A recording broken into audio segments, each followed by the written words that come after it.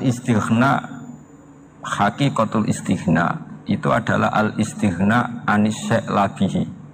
Jadi pemenuhan kebutuhan yang sebenarnya adalah kita berusaha menghindari sebanyak mungkin kebutuhan yang sekunder, yang nggak penting. Bukan memenuhi semua yang kita inginkan. Jadi misalnya begini ya, kalau kita lapar, itu keinginan kita itu makan enak apa asal makan? Tentu jawabannya asal makan yang sehat. Tapi kalau nuruti nafsu kita, makannya yang enak, teman makan ya enak, terus di warung yang favorit. Ini kan satu kebodohan. Kenapa untuk makan saja butuh definisi sekian banyak? Yang kita harus kecewa, warung favoritnya bisa sudah tutup, atau kita ke sana harus macet, ribet. Yang benar-benar arif dan bijaksana itu adalah al-istighna anisya. Sesuatu yang tidak mendesak itu jangan jadikan kebutuhan. Sehingga kalau kita puasa misalnya, semua makanan itu enak karena kita sangat lapar. Sehingga Abul Qasim Al-Junaidi ketika ditanya, ma'idamu to'am, lauk makanan itu apa? Jawabannya lucu, alju, lapar. Kalau kamu lapar ya semuanya enak. Ini sudah mulai hilang. Kita bilang makan enak itu ya sate, ya gulai, ya pizza yang kita senang. Akhirnya apa? Untuk nikmatnya Allah itu kita jadi ribet. Apalagi yang orang-orang fasik harus ditemani perempuan yang tidak halal misalnya, atau harus ada ajudan, ribet. Nah pertanyaannya, orang yang ribet sama yang nggak ribet itu pinter mana? Pinter yang nggak ribet. Nah ini kearifan-kearifan yang mulai hilang. Lalu siapa yang bisa mewarisi itu? Ya ulama. Jadi ulama itu cara berpikir sebenarnya simple. Makanya mereka sering kalau tahajud itu, di antara makalah Sayyidina Ali paling terkenal dan yang menjadikan beliau punya derajat yang luar biasa itu adalah kafani izzan an takuna li robban wa kafani fakhran an akuna laka abdan. Ya Allah, saya ini sudah begitu mulia, begitu terhormat dan sangat-sangat terhormat karena yang menjadi Tuhan itu Engkau. Jadi rumus pertama itu karena menjadi Tuhan itu Engkau. Hanya Tuhan yang abadi, Tuhan yang pertama, hanya Tuhan yang al-awwal.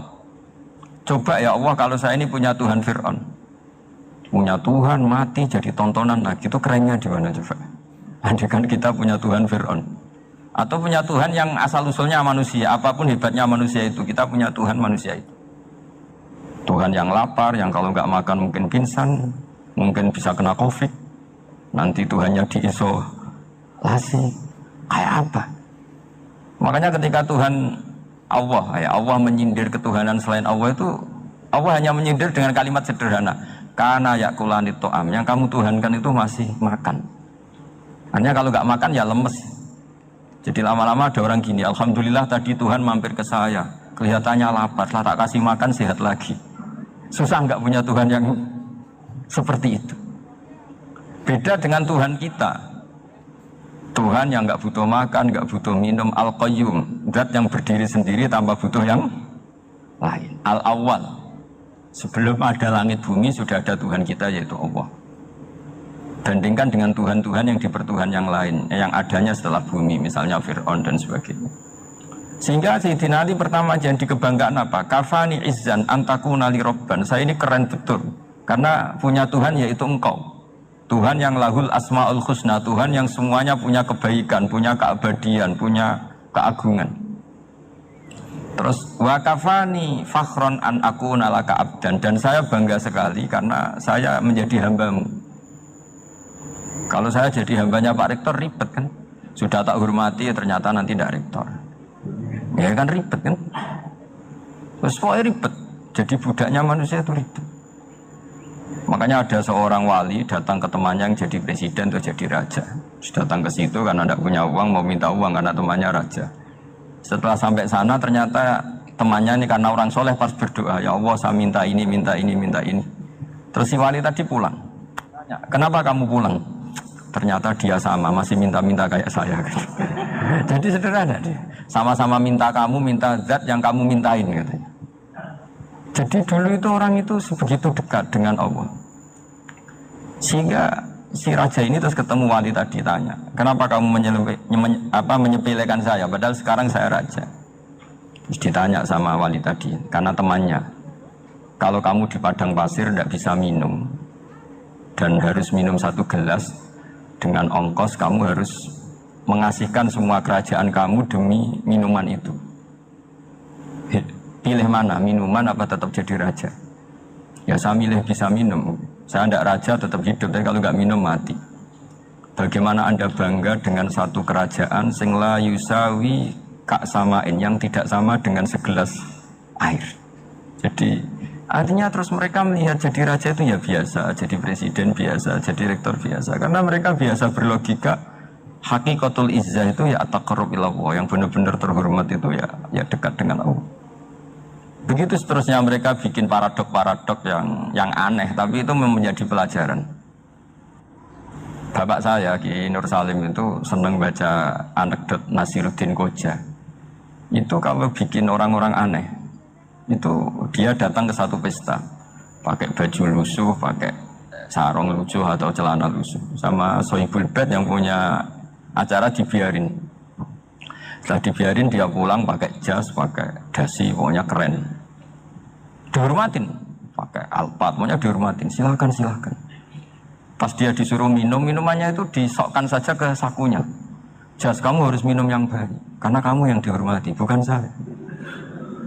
Terus makanan ya semuanya diletakkan di saku, ada yang apa, ayo kamu makan yang banyak. Alpatnya juga gitu, dikasih sate apa, ayo kamu makan yang banyak. Mereka tidak melihat saya, melihat kamu. Akhirnya orang satu pesta itu istighfar semua, berarti kita ini salah. Terus dia pidato, kenapa kamu ngomong gitu? Tadi saya datang, orangnya sama. Gara-gara beda pakaian, penghormatannya beda. Berarti yang berhak dapat makanan ini jasa ya, bukan saya. Betapa naifnya kita sebagai orang. Ternyata kita masih hormat sesuatu yang seperti itu, yang atribut lah. Jadi orang-orang sufi itu orang yang bisa menertawakan dunia. Akhirnya ya, pertama dia dianggap orang gila, masa jas dikasih makan, dikasih minum. Tapi secara fikih dia benar, haram dia makan. Karena pas dia datang dibiarin, setelah pakai jas dikasih makan. Berarti hakikat yang dapat rezeki siapa? Jasnya apa orangnya? Jasnya apa orangnya? Jasnya. Jadi itu orang-orang sufi, kearifan orang-orang dulu itu bisa ngelola hal-hal yang keseharian menjadi luar biasa. Ada seorang wali melihat istrinya makan 1 piring, anaknya makan 1 piring. Ditanya, kalian kenyang? Wah, kenyang sekali. Melihat anaknya minum kopi 1 cingkir, senang. Kalian senang sekali. Wah, kalau senang dengan hal-hal yang murah bisa, ngapain harus senang dengan hal-hal yang mewah? Bodoh sekali saya. Sehingga terus mereka bisa qanaah. Qanaah itu ya hidup itu simpel, sederhana. Jadi tentu saya tidak akan ngomong yang muluk-muluk, selain itu tidak bidang saya juga apa ya, kita ini butuh obat di kondisi COVID seperti ini, butuh kesederhanaan, butuh apa ya, istighna. Tadi kita harus istighna billah an ghairillah. Jadi sudah cukup bahwa Allah ini segalanya. Sehingga tadi saya dengarin himnenya Unisula, yang paling saya kagum adalah dimulai dengan kalimat-kalimat thayyibah. Di antara tugas suci Nabi Ibrahim dan semua Nabi adalah wa ja'alaha kalimatam baqiyatan fi aqibi. Nabi Ibrahim itu Nabi yang diberi gelar Allah. Dia adalah Nabi yang menjadikan kalimat tauhid itu kalimat yang abadi. Fi aqibi, di anak turunnya, di semua generasinya, baik anak turun karena gen maupun karena pembinaan, karena pendidikan. Ini penting sekali saya utarakan karena apa? Satu kehidupan itu sebenarnya digerakkan oleh kata-kata, oleh mutu kalau orang bahasa modern. Sehingga banyak ulama mengatakan al-ibarat kutun li'ailatil mustami'in, bahwa redaksi atau mutu atau pegangan hidup itu penggerak kehidupan. Sehingga sebetulnya manusia itu digerakkan oleh kalimah-kalimah itu, oleh moto-moto itu, oleh prinsip-prinsip hidup itu. Misalnya orang Palestina itu tiap hari ke pasar gitu. Mereka ke laut gitu. Ditanya kenapa tidak takut tembak Israel? Jawabannya lucu. Kena tembak ya mati, nggak makan ya mati, nggak kerja ya mati. Ya sudah, sama-sama mati ya mendingan aktivitas normal. Tapi saya tidak menyarankan itu untuk melawan COVID. Ini cerita saja. Kamu jangan provokator itu, karena ini wilayah sensitif.